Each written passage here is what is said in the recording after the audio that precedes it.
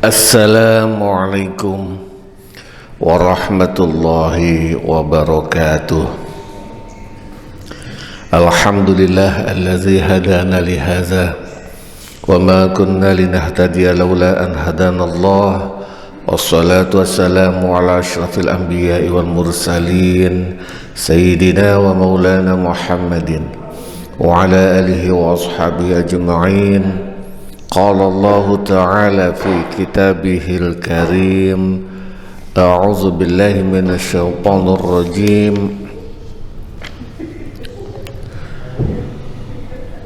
Wa in khiftum alla tuqsitu fil yatama fankihu ma taba lakum minan nisa'i mathna wa thulatha wa ruba'. Fa in khiftum alla ta'dilu fawahidatan aw ma malakat aymanukum dzalika adna alla ta'ulu.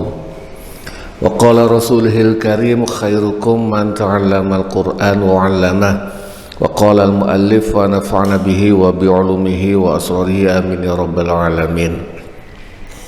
Al-Fatihah ila hadratin Nabil Mustafa Muhammad sallallahu alaihi wasallam wa ala alihi wa ashabihi wa zurriyatihi wa furu'i wa usulihi wa ila jami' khanihi minal anbiya'i wal mursalin wal awliya'i wal syuhada'i was salihin was sahabati wat tabi'in wa tabi'i tabi'in wal ulama'il 'amilin wal musannifin al mukhlisin wa jami'al malaikatil muqarrabin khususan sahabul qadril jilan wa muzzali wal awlati sa'fil jawah wal mufassirin wal muhaqqiqin wal mutasawwifin wal 'arifin billahi rabbil alamin, khususan mu'allif hadzal kitab Kiai Haji Ahmad Nasrullah bin Abdul Rahim, Syekh Ali As-Sabuni, Syekh Abu Zakaria Yahya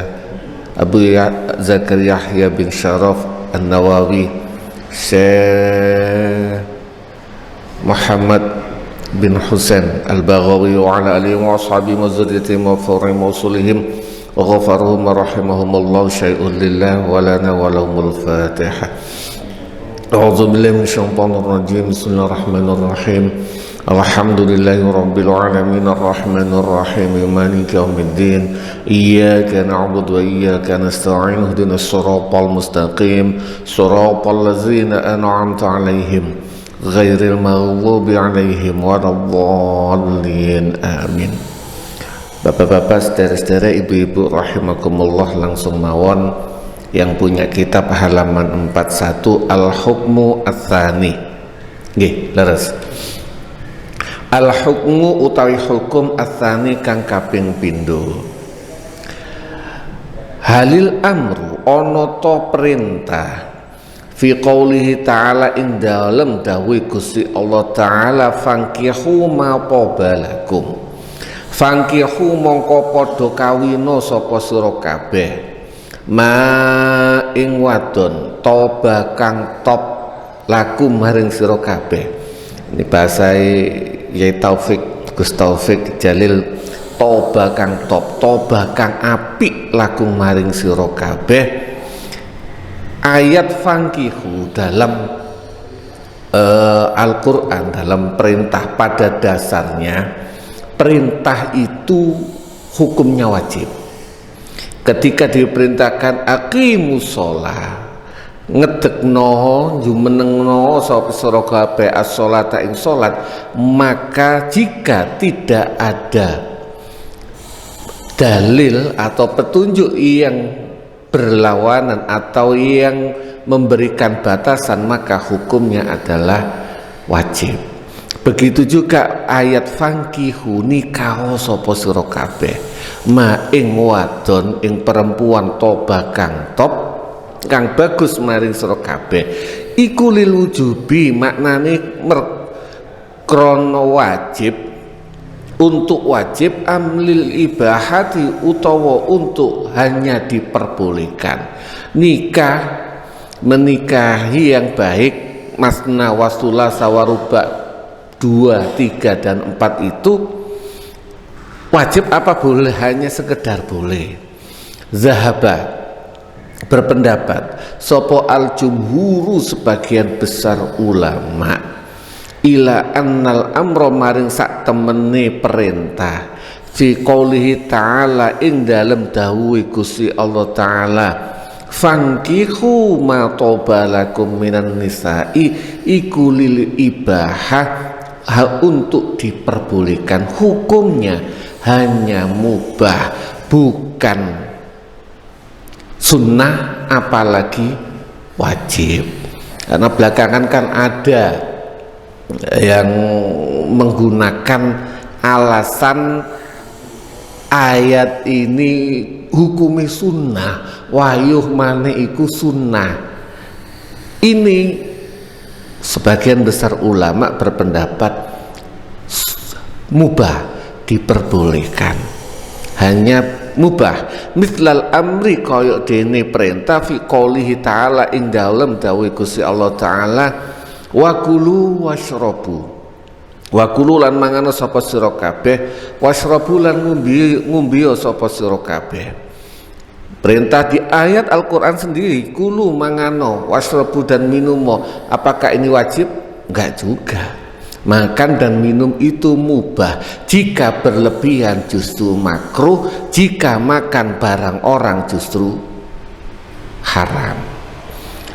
Wa fi qoulihi ta'ala lanting dalam dawuh Gusti Allah taala kulu minat thayyibati ma razaqnakum mangano sapa sira kabeh minat thayyibati saking pira-pira barang kang apik ma ing barang razaqna kang ngrezekeni sapa ingsun kum ing sira kabeh. Makanlah barang-barang yang bagus. Ini ulama zaman sekarang lebih menggunakan thayyibat ini makanan-makanan yang bermanfaat bagi tubuh, alias makanan yang bergizi. Perintah, kalau ini dianggap perintah, kalau dianggap boleh, makanlah makanan itu yang memang bermanfaat bagi tubuh kita, yang bergizi. Kalau makan yang tidak mengandung gizi, yang tidak memberikan manfaat bagi tubuh kita, hukume sakwali'e, berarti bisa jadi haram, bisa jadi makruh. Imam Fakhruddin Ar-Razi dalam kitab lain memberikan penjelasan, kalau dilihat ayat ini secara menyeluruh. Wow, saya baca wa in khiftum alla tuqsitu, di belakang lagi wa in khiftum alla wa in khiftum alla ta'dilu fa in khiftum, di depan itu sudah jika kamu takut, di belakang ada jika kamu tidak yakin tidak bisa adil. Imam Fakhruddin Ar-Razi berpendapat bahwasanya yang paling ideal adalah tidak walaupun ini diperbolehkan, tidak mengambil, tidak melaksanakan ayat ini menggunakan masna wa sulasa wa ruba. Sing ideal menurut pendapat Syekh Fakhruddin Ar-Razi, sing ideal yo siji.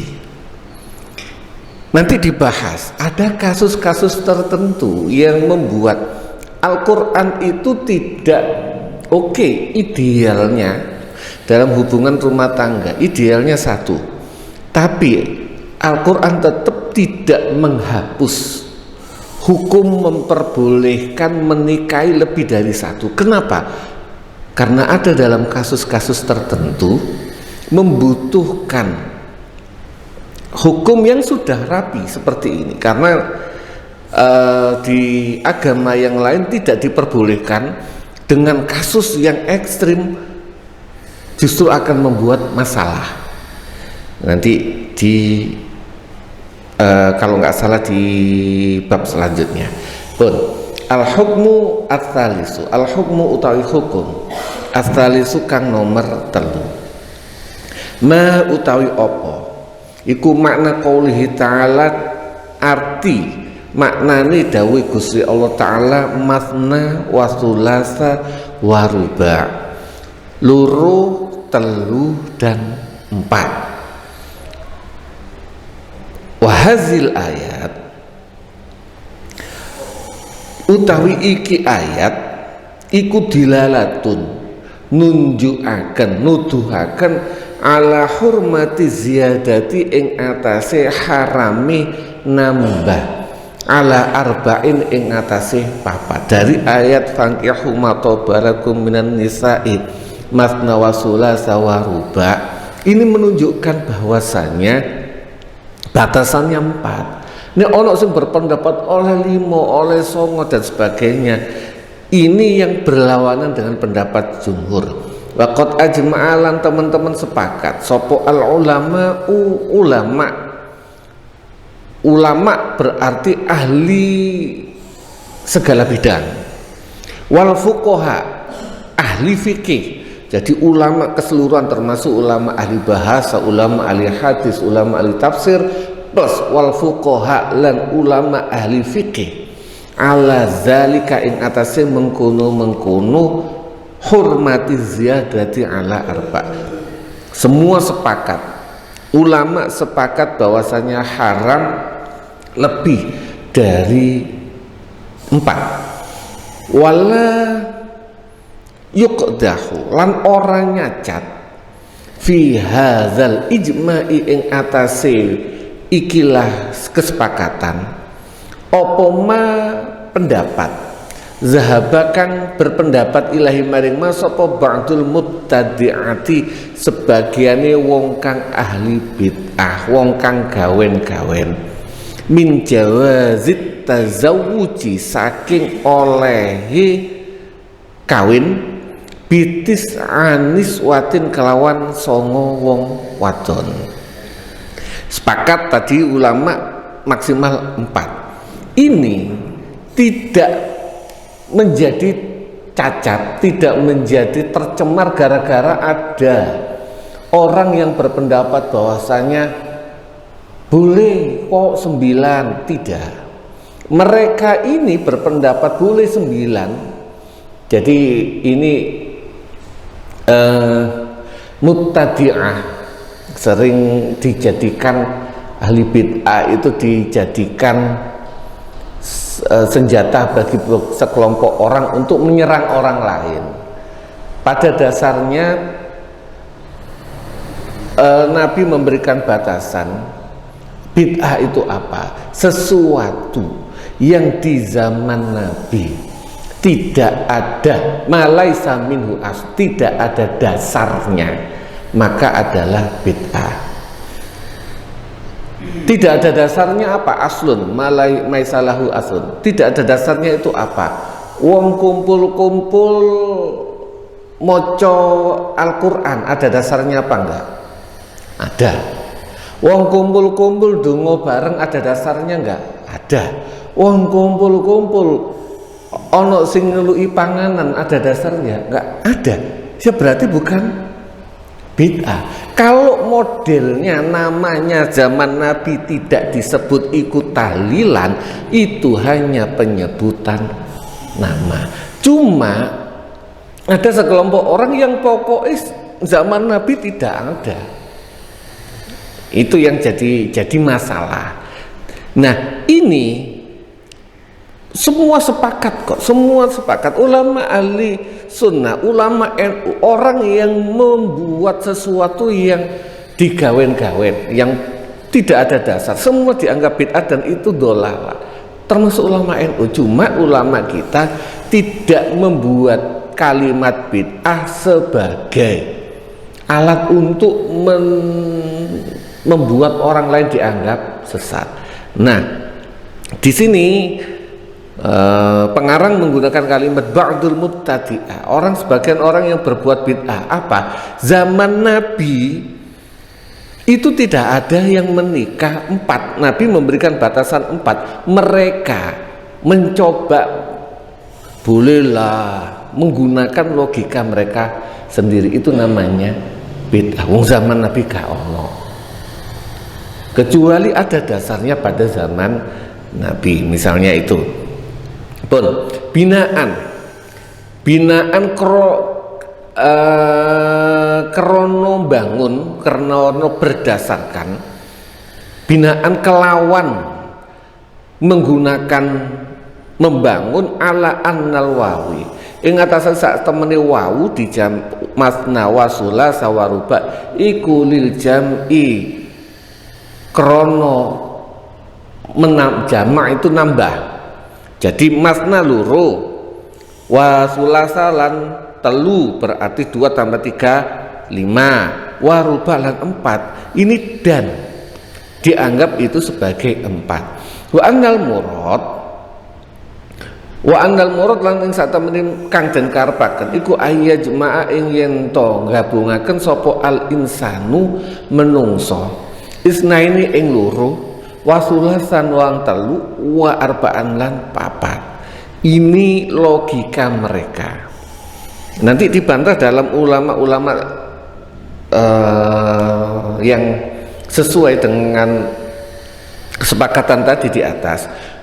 Qala dawu sapa al-allamatu Allamah Al-Qurtubi, yaitu Imam Al-Qurtubi, i'lam ngerti ya sira anna hadzal adad ing sak temene jumlah ini masna wa sulasa wa ruba iku la yadullu ora nuduhaken ala ibahati tis'in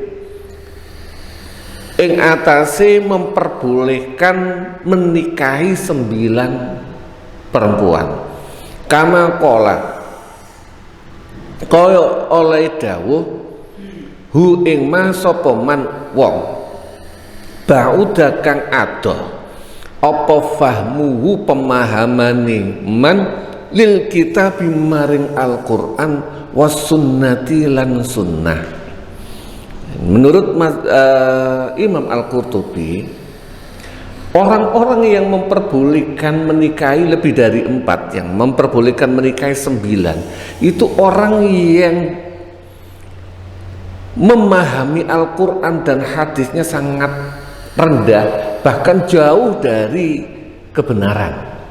Pola pikirnya mereka jauh dari kebenaran, dari jauh. Wa a'rada lan berpaling lan mingu amma saking barang kana kang ono alaihi ngatasi ma opo salafu hazihil ummah pendahulune umat ini, dan berlawanan dengan apa yang dilakukan oleh salafus soleh. Siapa salafus soleh? Ya mulai para sahabat, para tabi'in, tabi'in yang jadi pedoman. Jadi bahasa kasarannya gini kan logikanya, kita memahami hadis, memahami Al-Quran langsung, apakah bisa? Nggak bisa. Bagaimana cara kita memahaminya? Kita harus belajar langsung dari guru kita. Guru kita dari siapa? Dari gurunya. Melihat dari gurunya, gurunya dari siapa? Dari gurunya sampai ketika para sahabat, para tabiin melihat kehidupan tabiin ini, ada nggak yang menikah lebih dari 4? Ini contoh kasus ini, nggak ada, nggak ada. Tabiin semua nggak ada yang lebih dari 4. Oke, tabiin sampai ke sahabat ada nggak? Nggak ada. Ini loh jadi salafus soleh. Jadi melihat dari mereka, mereka lah yang bisa menerjemah. Yang kita kan nggak tak paham langsung dari Al-Quran. Yang bisa memahami Al-Quran adalah yang menerjemahkan Al-Quran ke para sahabat adalah Nabi. Yang tahu apa yang disampaikan oleh Nabi adalah para sahabat. Yang tahu apa yang difahami para sahabat dalam ucapan kehidupan adalah muridnya para tabiin. Yang tahu itu adalah tabiin sehingga yang nyambung.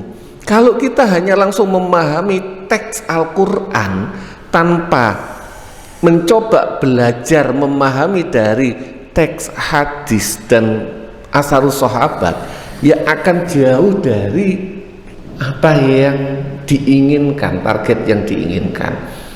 Zaman sekarang aneh-aneh, walaupun ya namanya sempalan. Ada yang ingkaru sunnah, ada para orang itu yang punya pendapat begini, perpecahan umat itu gara-gara fikih, maka kita buang fikihnya. Gak ngikut-ngikuti fikih. Karena kita termasuk diantaranya perpecahan umat itu para ahli fikih berbeda pendapat itu karena apa? Karena beda pendapat dalam memahami, karena beda dalil dari hadis.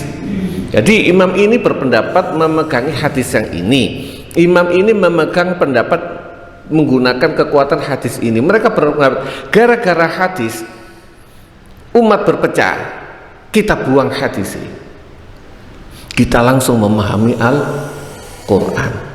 Yang ada padahal untuk memahami Al-Quran butuh panduan hadis. Ono wong kepingin belajar bahasa Jawa, gak kepingin ngerti takon wong Jawa nih, wong Jogja misalnya bahasa Jogja, kita nggak percaya omongan wong Jogja, gak peduli aku, yang penting teko teks tok, yo nggak karu-karuan. Ada bahasa yang tertulis itu tidak sesuai dengan konteks. Misal contoh bahasa Jawa mawon, wedi. Cara kalau saya nggak bisa membedakan antara wedi takut ambek wedi pasir. Itu kalau nggak kondisi tahu kondisinya, siakul kalam, runtutan kata-katanya akan jauh maknanya antara takut ambek pasir. Ada bahasa Jawa aja sudah membingungkan, apalagi bahasa Arab pun.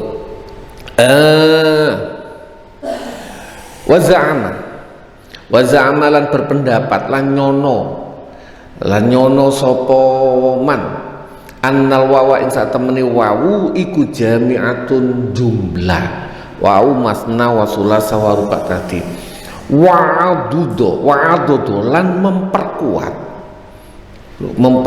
pendapat mereka, zalika ing mengkono sapa man, zalika ing mengkono pendapat bi annan nabiyya kelawan ing sak temene Kanjeng Nabi iku nakahanika sapa Kanjeng Nabi tisan ing 9. Nabi itu 9, ayatnya 9, logis itu mereka.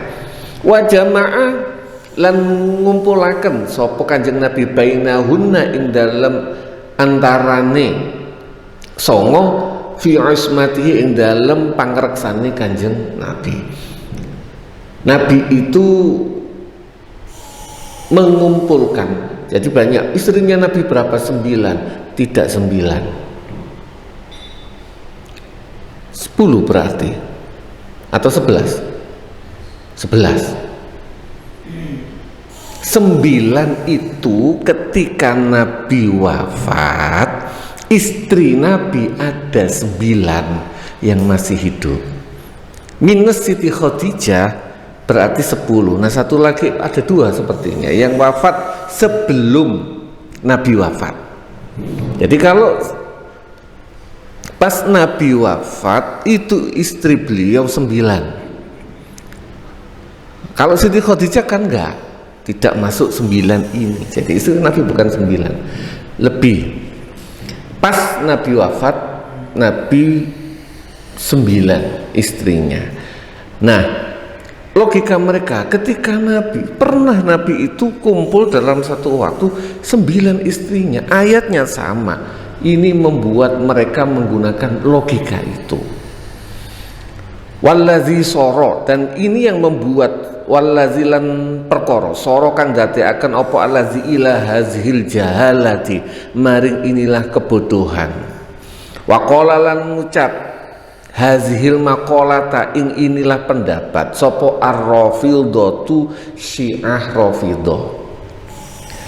Ini ada beberapa kalimat yang perlu saya jelaskan sedikit. Ar-Rafidhatu ini selalu adalah Syiah ar-Rafidhah. Rafidhah itu nolak, Syiah yang menolak kekhalifahan Abu Bakar dan Umar.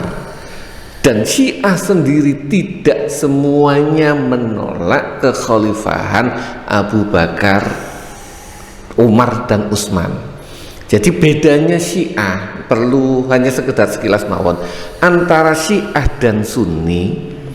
Sunni itu berpendapat bahwasannya kekhalifahan Abu Bakar, Umar, Utsman, Ali, terus Sayyidina Hasan dan seterusnya itu sudah benar, sesuai dengan garisnya, benar. Kalau Syiah berpendapat sistem kekhalifahan itu salah, yang benar sistem imamiyah. Harusnya menurut mereka setelah Nabi langsung Imam Ali, habis Imam Ali harusnya Imam Hasan, setelah itu Imam Husain, Imam saya nggak hafal imam-imam, yang saya hafal sampai itu tak.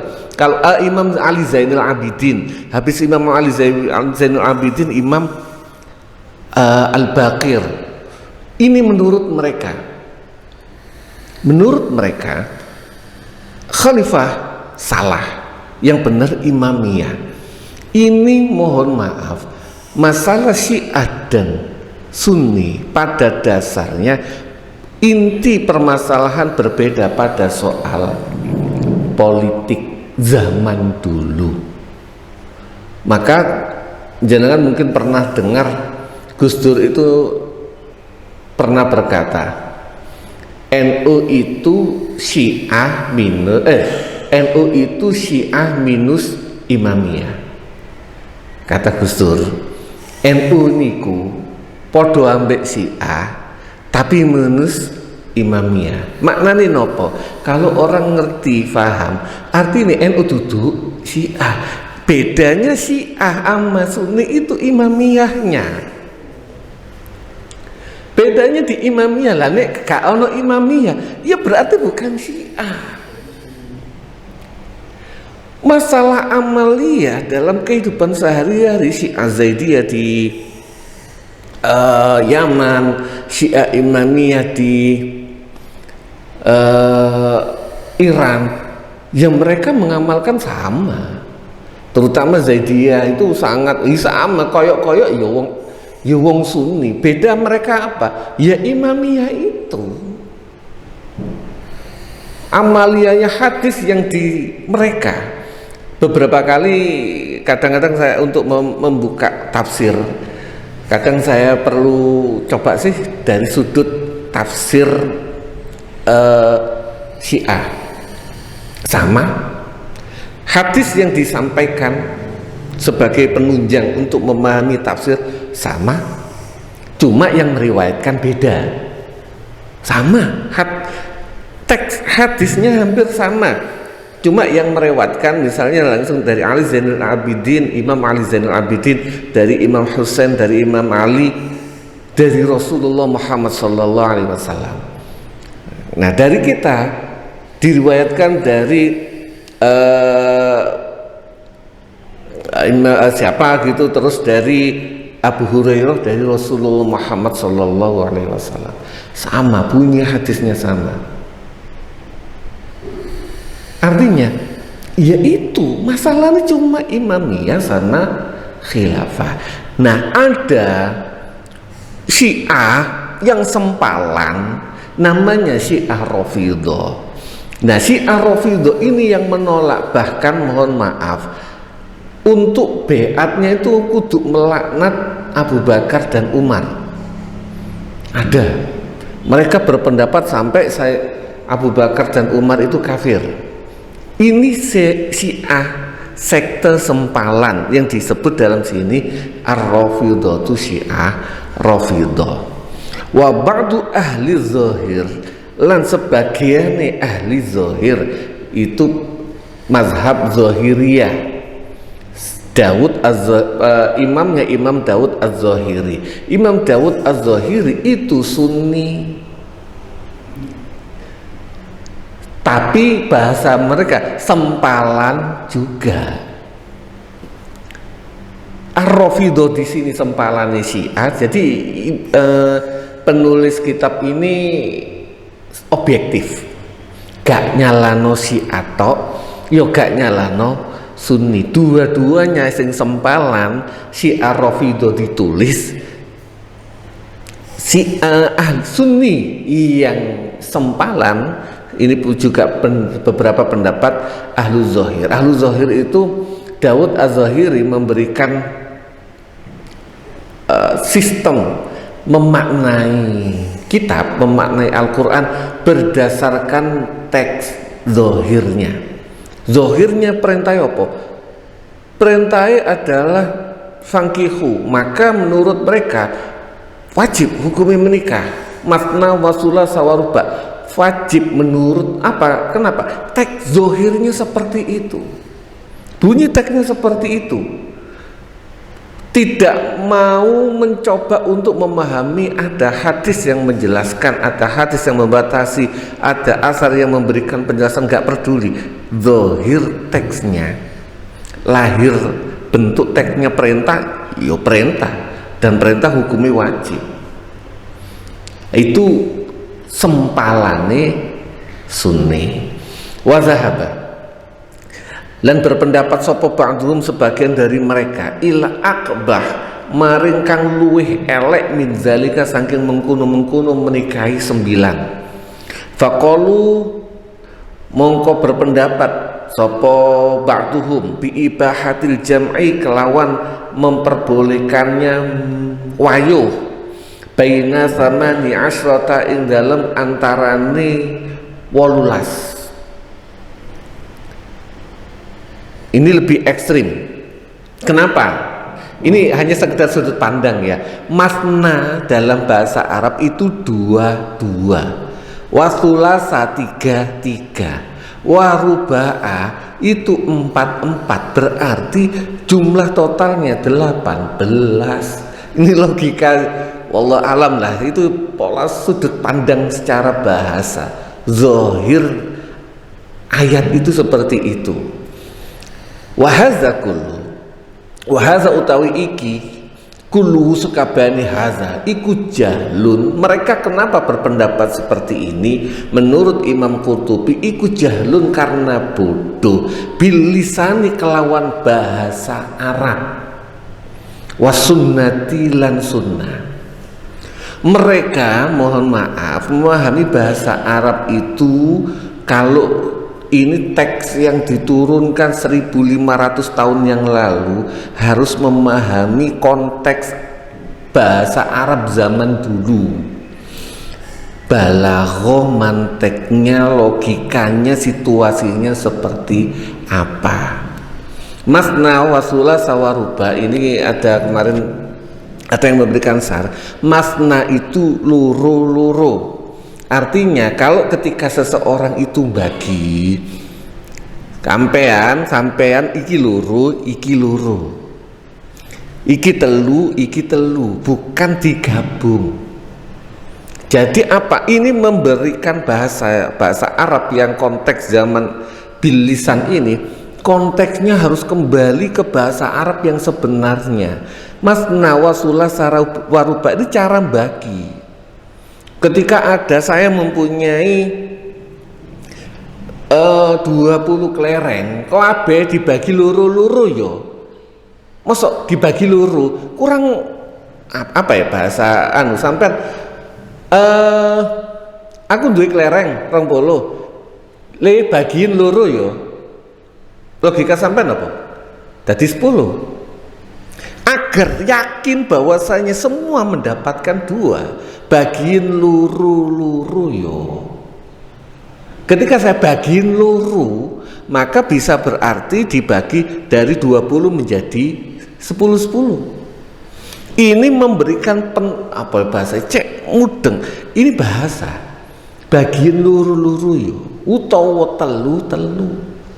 Ini kenapa Imam Al-Qurtubi memberikan bahasanya mereka itu karena jahlun, bodoh, nggak ngerti bilisani dengan bahasa Arab.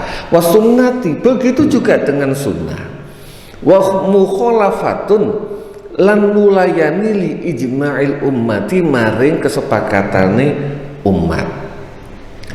Islam yusma krono ora den rungoaken an ahadin saking suwijipun minas sahabati saking sahabat wa tabi'in lan tabi'in. Karena tidak pernah terdengar salah satu dari sahabat atau tabi'in annahu lam yusma annahu sak temening ahad iku jamaah ngumpulaken sapa ahad fi asmati ing dalem pangreksane ahad aksara ingkang luwih akeh min arba'in saking papat.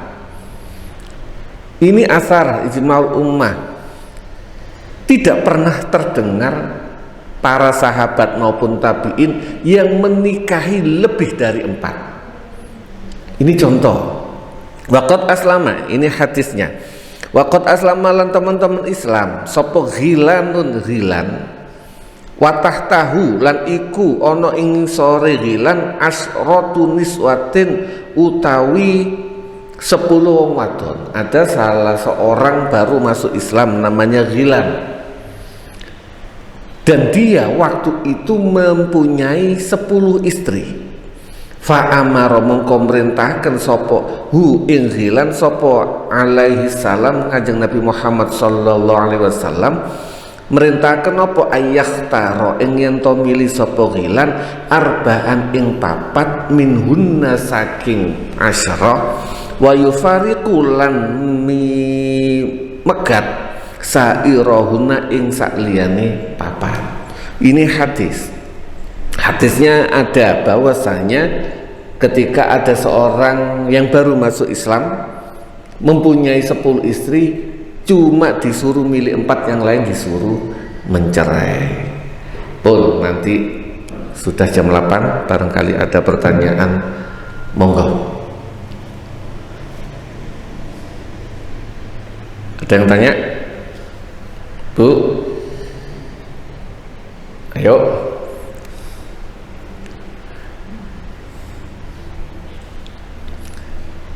Bahasanya terlalu ngeri untuk ditanyakan. Atau yang lain bebas. Tidak harus berhubungan dengan ini, bebas.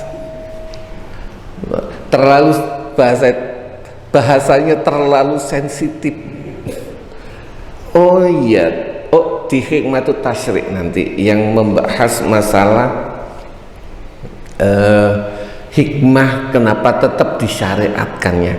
Ternyata pelajaran selanjutnya, kenapa tetap Islam itu seakan-akan ada salah seorang, saya pernah mendengar lah, saya itu setuju dengan semua, ini perempuan, setuju dengan semua syariat Islam kecuali satu, apa? Hukum menikah lebih dari 2. Ini contoh, ada. Dan pada dasarnya Islam itu tidak menyarankan untuk menikah, tetapi hukumnya tetap ada. Hanya itu. Nanti dijabarkan dalam Islam itu tidak memerintahkan orang menikah lebih dari 1, baik sunnah maupun wajib, tidak. Tetapi jika kasus khusus, contoh misalnya di dalam kitab ini nanti dijelaskan kasus ketika terjadi perang dunia kedua, jumlah tentara yang meninggal laki-laki itu sekian, sehingga perbandingan laki-laki dan perempuan sangat jauh. Dan ini mulai bahkan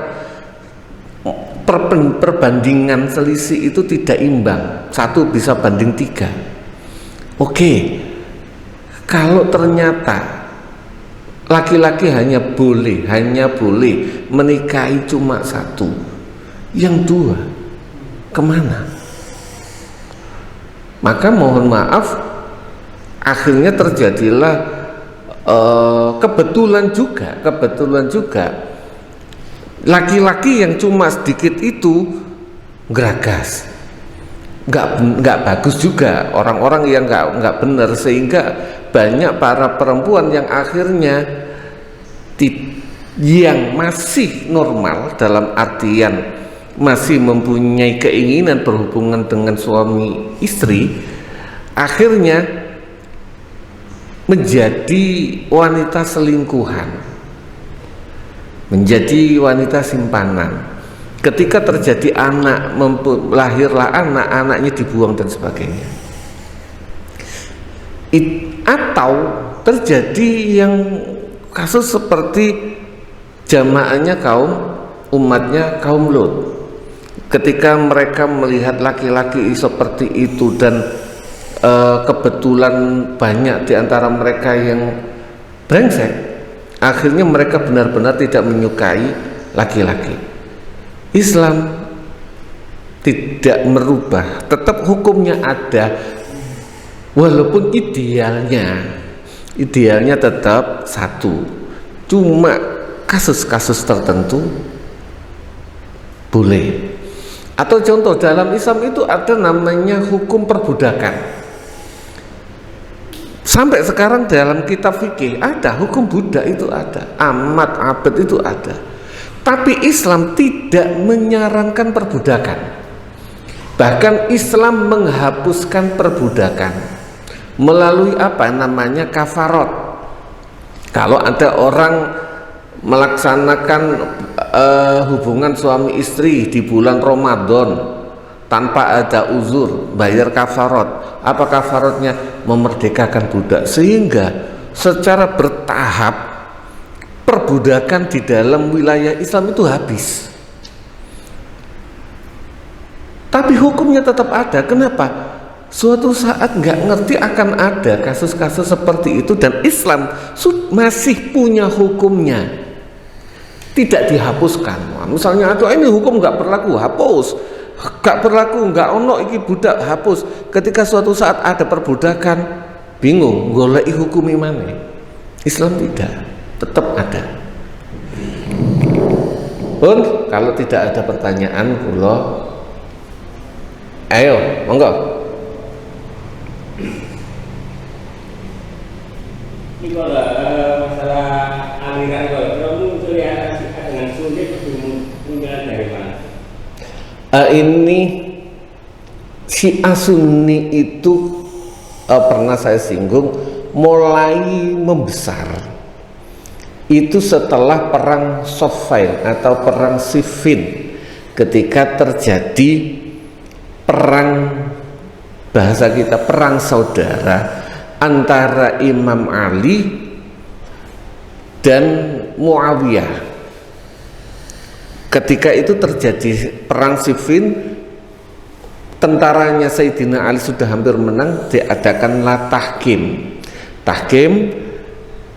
Setelah tahkim, tentaranya Sayyidina Ali terbagi menjadi 3. Ada yang pola pikirnya menjadi gabung, ya wis lah demi kemaslahatan umat aku gak terlalu banyak mikirkan perbedaan politik. Oke, siapa yang untuk kesatuan umat, kebetulan waktu itu yang kuat adalah Muawiyah. Setelah Sayyidina Ali wafat, kan berarti tinggal satu, Muawiyah. Ya wis, bagian berpendapat oke, saya mengikuti pendapat sebagian besar, tetap Muawiyah sebagai khalifah Amirul Mukminin. Satu lagi menjadi Khawarij, kelompok ekstremis kanan yang gak percaya wis keluar. Akhirnya mereka ini keluar dari tentaranya Muawiyah maupun tentaranya Imam Ali. Sempalan pokoknya di luar mereka kafir, boleh dibunuh. Itu Khawarij. Ada lagi sekelompok orang yang berpendapat saking dekatnya dengan Imam Ali, cintanya sama Imam Ali, akhirnya menjadi kelompok lebih cenderung, kalau menurut saya, ke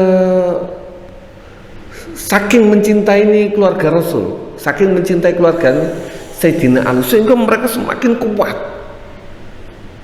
Mereka berpendapat Imam Ali yang benar, yang lain salah. Bahkan akhirnya kalau saat itu masih belum, ketika sampai terjadi, habis itu kekhalifahan Imam Ali digantikan sama Imam Hasan. Imam Hasan ketika terjadi, Imam Hasan bin Ali ketika terjadi konsolidasi, dengan Muawiyah, oke, kekhalifahanku tak serahkan ke kamu. Sayyidina Hasan menyerahkan agar apa? Umat ini bersatu. Maka dalam sebuah hadis Nabi itu mengatakan bahwasanya cucuku yang ini adalah sayyidun, seorang sayyid beneran. Sayyid orang yang gentleman bahasa sekarang, demi kemaslahatan umat, demi kesatuan umat, gak apa-apa. Jabatan bukan segalanya, tak lepaskan. Itu Sayyidina Hasan. Habis Sayyidina Hasan terjadi ketika Muawiyah akhirnya wafat, terjadilah pergeseran penggantinya Yazid. Nah, yang kelompok sini di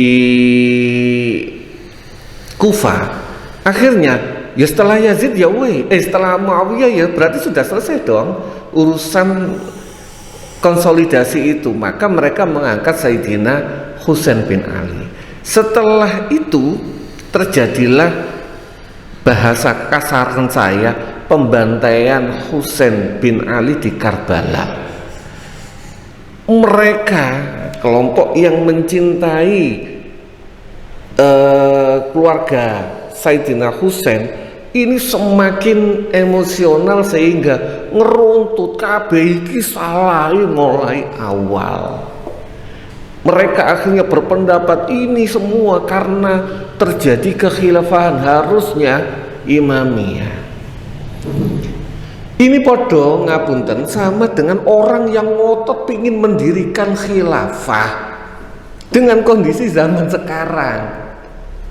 Wow, apa ya bahasa kalau saya itu orang yang terlalu mengenang masa lalu. Nah, orang-orang zaman sekarang kan banyak, ngapunten, orang zaman sekarang itu kan banyak yang berpendapat gini loh, kita umat Islam zaman sekarang seperti ini, kenapa? Karena tidak ngikuti khilafah. Sama dulu kaum Syiah sama berpendapat, umat Islam seperti sekarang, keluarga Nabi dibantai seperti ini, kenapa? Karena tidak mengikuti imamiyah. Jadi Syiah itu dari Sayyidina Ali gitu, dari imamnya itu urutannya. Imamnya iya, tapi Sayyidina Ali tidak mendirikan. Kalau yang Sunni Abu Bakar. oh Bakar. Sunni itu yang jadi tidak sesuai dengan Abu Bakar, Umar, Utsman, Ali, terus Sayyidina Hasan, sudah titik kan khilafah, habis itu lepas. Ini sudah mereka ini benar. Karena beda imamiyah Syiah enggak. Mereka sampai menggunakan dalil bahwasanya Nabi itu pernah berwasiat seharusnya nanti setelah saya itu yang jadi imam adalah Sayyidina Ali. Jadi nguprek-nguprek barang lawas. Itu akhirnya muncullah perbedaan Syiah. Syiah sendiri terbagi menjadi beberapa sempalan. Sunni sendiri terbagi menjadi beberapa sempalan. Fikih ada ya macam-macam. Itu bukan berarti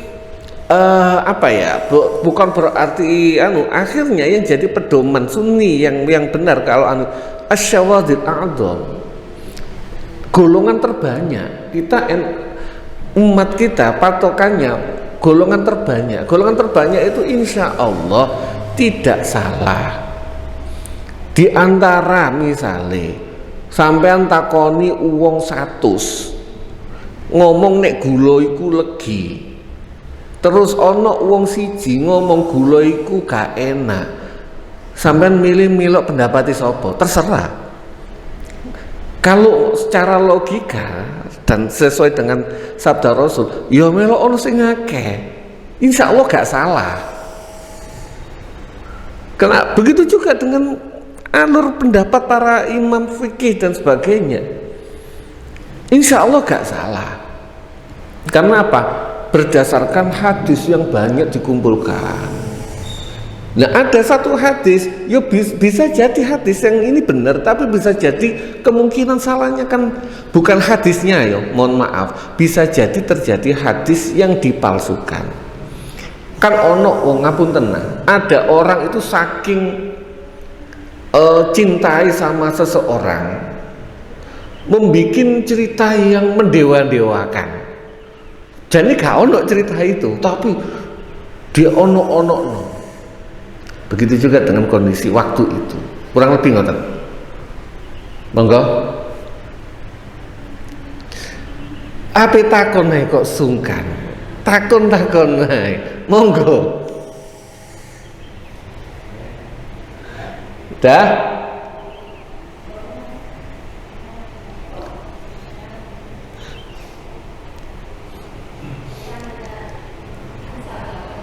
Monggo.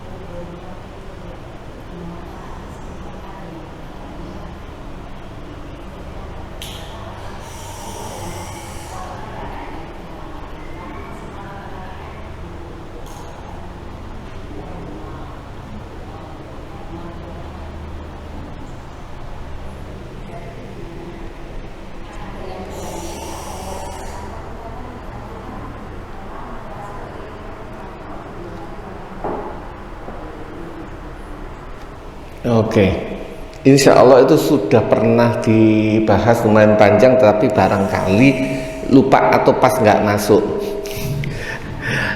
Ini saya sampaikan, ada guru TPQ atau guru ngaji Al-Quran, namanya guru perempuan sesekali mempunyai uzur haid, kebetulan ngaji TPQ-nya bisa jadi orang haid itu kan tidak boleh pegang Al-Quran.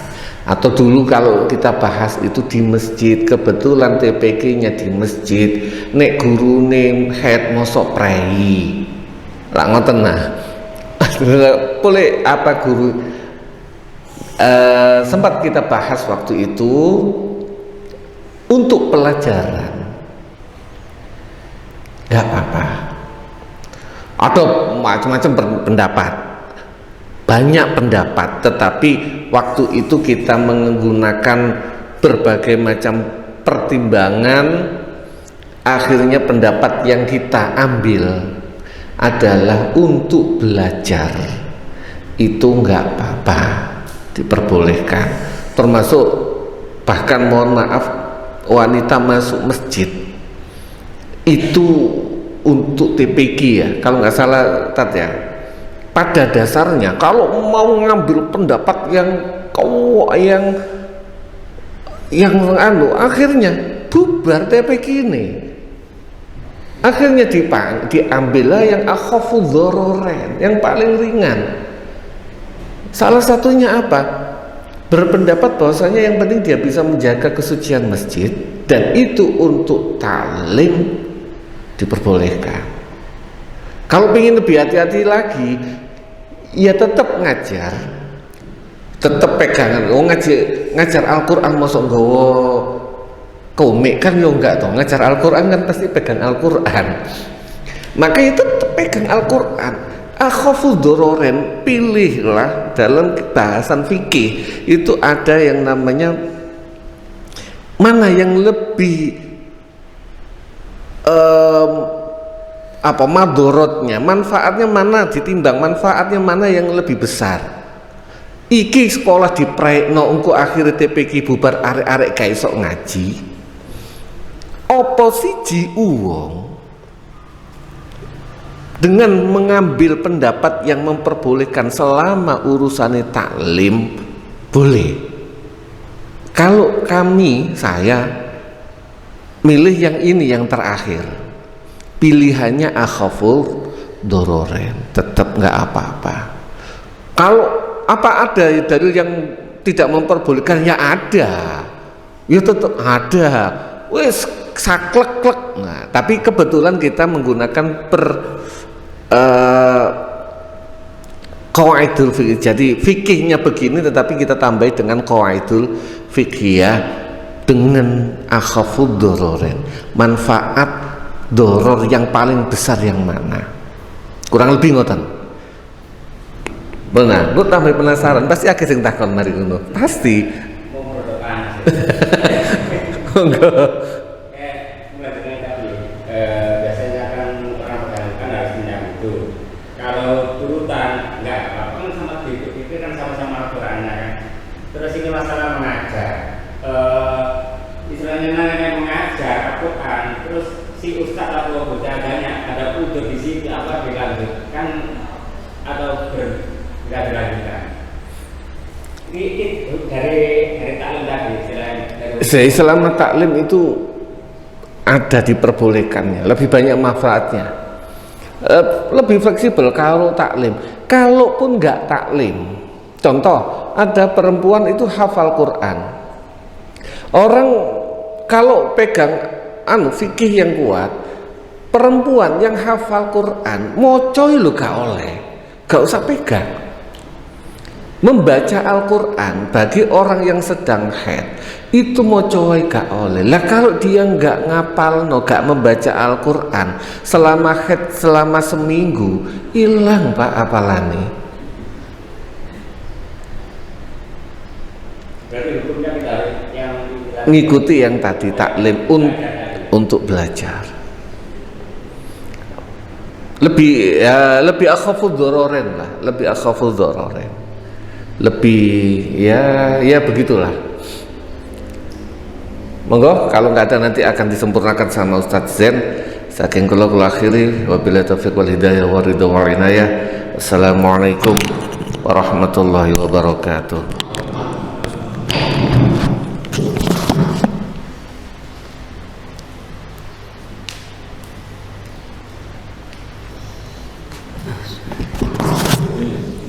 Alhamdulillah, pertemuan kedua sejak dibuka Syawal. Kok tadi peristiwa pembunuhan cucu Kanjeng Nabi di Salano, yang ini kilo gak ngelok imamiyah. Sekarang rame-rame yang ini gak melok khilafah. Padahal hadis Nabi jelas ada nanti pada akhir zaman banyak terjadi kerusakan akhlak manusia, wanita-wanita penghibur di jalanan. Kemarin dulu muncul dulu guys, yang ini gitu kali gak menganjurkan rapi papat, lo ngono gak kira ini. Maka jangan goyah, ya, jangan goyah. Seperti kita tidak goyah bahwa imamnya dan khilafah bukan, tapi tetap kita ngikuti sistem demokrasi ala Rasulullah. Kita juga nggak goyah, maka nanti jangan goyah. Yang ini kalau gak melok asim ngolongane menganjurkan rapi papat rusak kabeh itu enggak, bukan itu. Memang itu memang semuanya kudu rusak. Jangan. Maka kampanyenya hari ini adalah hebat, punya istri satu, istri lebih dari satu jamin, ya.